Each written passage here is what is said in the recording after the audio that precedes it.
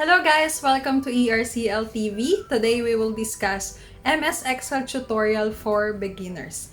MS Excel is a spreadsheet application na pwede natin gamitin kung kailangan natin gumawa ng mga reports na nangangailangan ng calculations, computations, o kaya naman graphs or charts. So, we will discuss it in 3 parts, so make sure to watch all 3 videos. Links are in the description box below. Pumunta naman tayo dito sa Cells Group of Functions under Home tab. For example, meron ako ditong data na naglalaman ng mga pangalan at ng kanilang corresponding age. For example, kailangan kong magdagdag ng another name. Pwede kong gamitin yung insert function.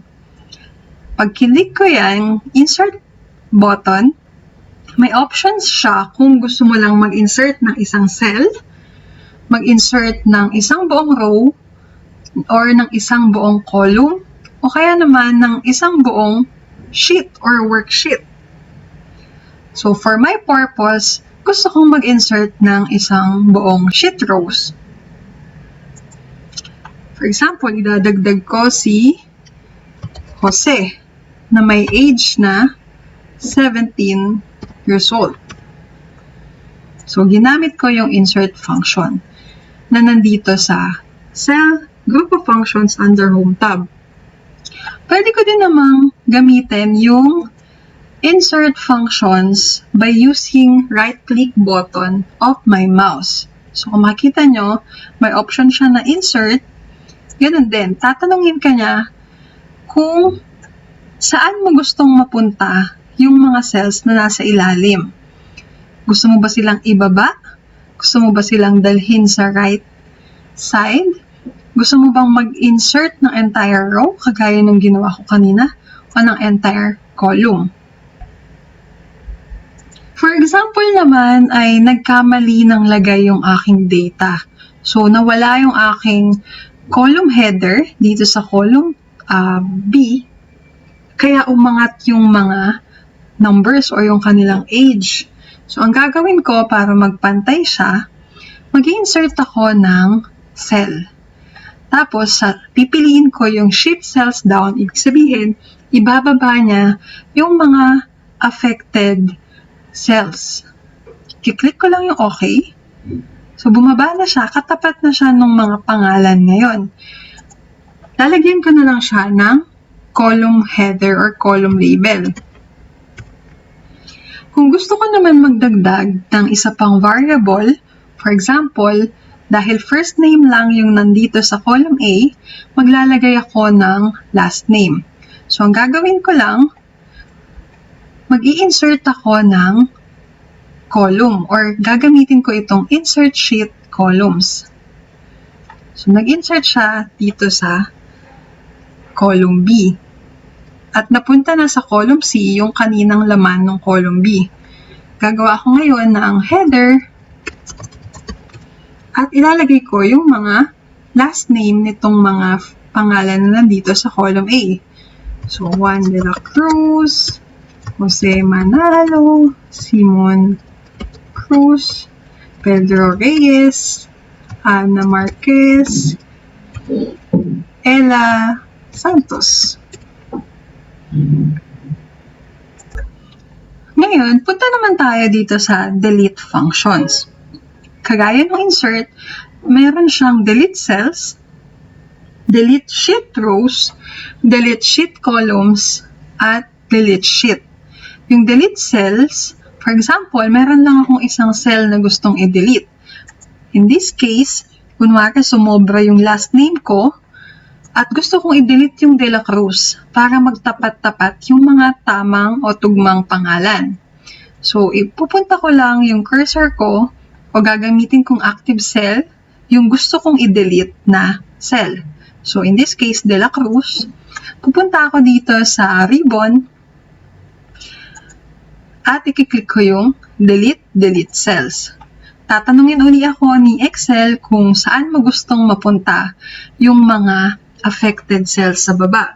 Gusto mo ba siyang iangat? Gusto mo ba siyang dalhin sa kaliwa? Gusto mo bang burahin o i-delete yung buong row o yung buong column?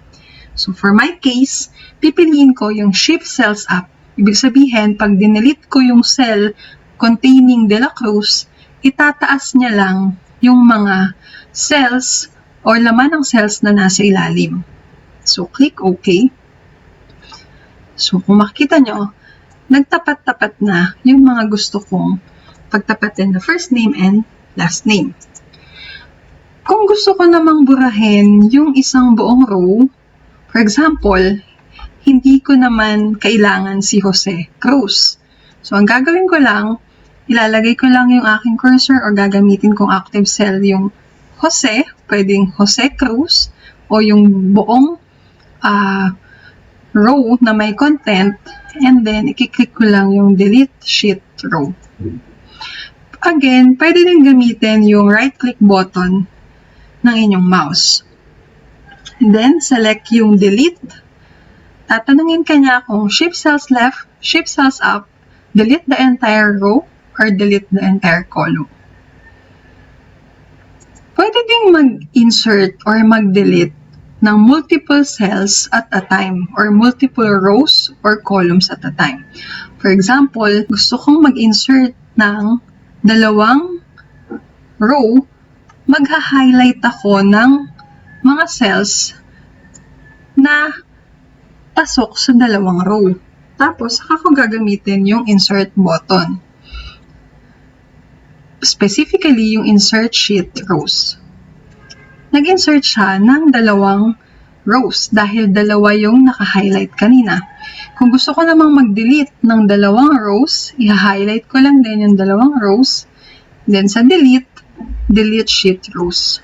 Pumunta naman tayo ngayon sa formatting ng cells. As you can see dito sa aking data, meron pa din akong 3 columns and 6 rows. Kung mapapansin nyo, yung column header ng aking first name ay hindi nababasa ng buo kasi natatabunan siya. Ibig sabihin, yung content ng cell A1 ko, hindi siya sakto or hindi siya kasya dun sa default width ng column A.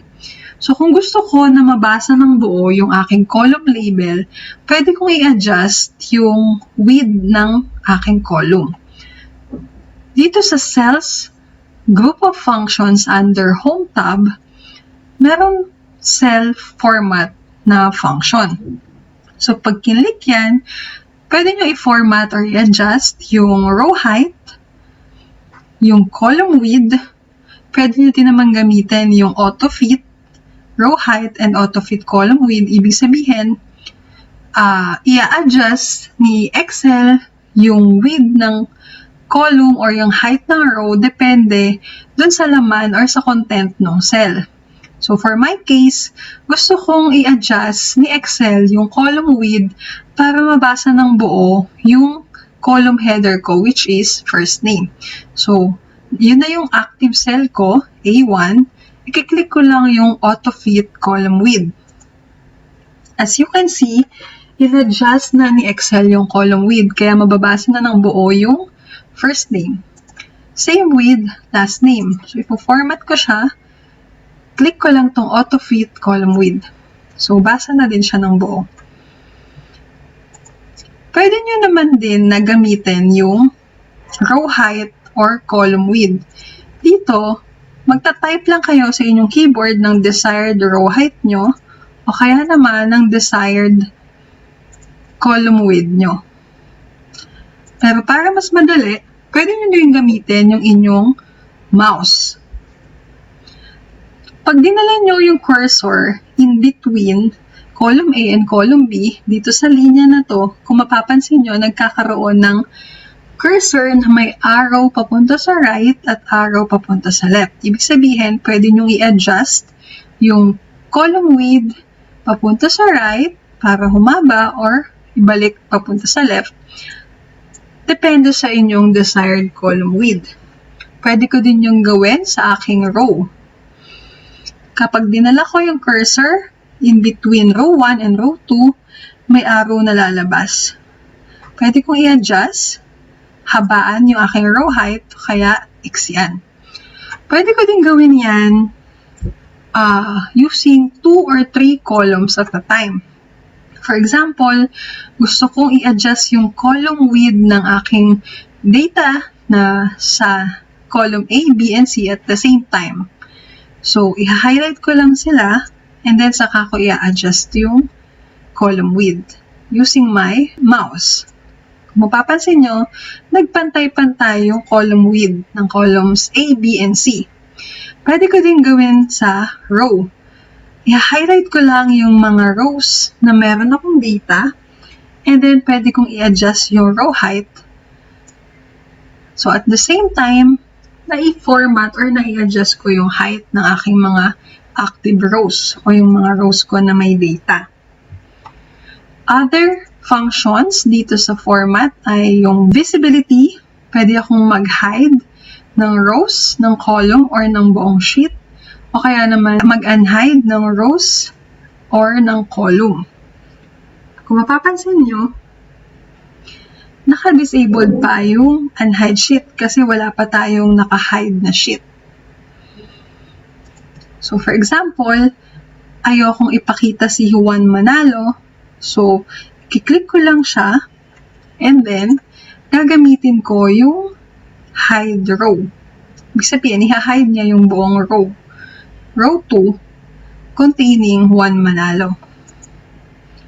Kung ayoko namang ipakita yung column ng age, pwede kong i-click din yan at gamitin yung hide column. And then, kung gusto niyo sa uli silang ipakita, i-highlight niyo lang yung column B and D, sa pagitan niyan yung naka-hide na column, and then gagamitin uli yung Format Cell button sa Visibility function and then Unhide column. Kung gusto ko namang i-unhide na din si Jose Manalo, kiklik ko lang din or i-highlight ko si row 1 and row 3 na nagko-contain no row 2 na naka-hide. Unhide row. Nandito din yung rename sheet function. Sabi ko kanina, pwede nyo i-rename yung inyong sheet. Depende sa kung anong desired name nyo. So, i-click nyo lang to. Kung mapapansin nyo, hinighlight niya yung sheet 1 or yung default name ng sheet. Ibig sabihin, pwede nyo na siyang palitan. So, for example, papalitan ko siya ng data. Then, just press enter sa inyong keyboard. Napalitan na yung kanyang sheet name. Ngayon, ituturo ko naman sa inyo yung tinatawag na fill handle. Yung fill handle ay nandun sa bottom right corner ng inyong selected cell. Kung mapapansin nyo, yung cursor from thick white cross, nagsishift siya into thin black cross. Yan yung fill handle. Ano ba yung purpose ng fill handle? Pwede nyo yung gamitin para i-populate or lagyan ng laman yung mga cells kung saan nyo siya dadalhin or idadrag. For example, i-click ko to at idadrag ko siya pababa. Kung napansin nyo, nilagyan niya ng laman, ng kaparehong laman nung cell B2, yung cell B3, dahil dun ko siya dinrag. Pwede ko din siyang i-drag pakaliwa. Ganon din, kinapi ni Excel yung content ng cell B2 ko papunta sa cell A2. Pwede din siya pataas or pakanan. Pwede ko din gamitin sa mas madami pang rows or columns. For example, idadrag ko siya hanggang sa row 10. Ibig sabihin, lalagyan ko ng laman or kakopy ko yung laman ng aking cell B2 hanggang cell B10. So, fill handle yung ginamit ko dun. Yan ay kung text yung inyong gagamitan ng fill handle. Kakopy lang niya yung laman na text. Kung number naman, plain number, ganun din. Ikakopy lang din niya yung laman ng inyong active cell kanina na dinrag nyo pababa using the fill handle. Kung meron naman kayong text at may number, Pag ginamitan niyo siya ng fill handle, kung mapapansin nyo, nagdagdag or nag-add ng number si Excel. From data 1, nagkaroon siya ng data 2, data 3, 4, 5, up to data 9. Kung date naman yung gagamitan nyo ng fill handle, ganun din, magdadagdag siya ng date sa kada row. For example, from January 1, 2021, nagkaroon ako ng January 2, 3, 4, and so on. Kung month naman, ganun din. I-fill din niya yung mga rows na hinhighlight mo ng mga kasunod na month. From January, nagkaroon ako ng Feb, March, April, May, and so on. Same with using yung date. From Monday, nagkaroon ng Tuesday, Wednesday, Thursday, and Friday. Yan yung purpose ng fill handle. Ipapopulate niya by including or by adding yung sumunod na pattern. Depende dun sa inyong mga original na pattern. Is it day, month, date, or kung ano yung number na inilagay nyo. Thank you for watching. I hope you learned a lot today. Please don't forget to subscribe and click the bell button to be notified for our next videos. Bye!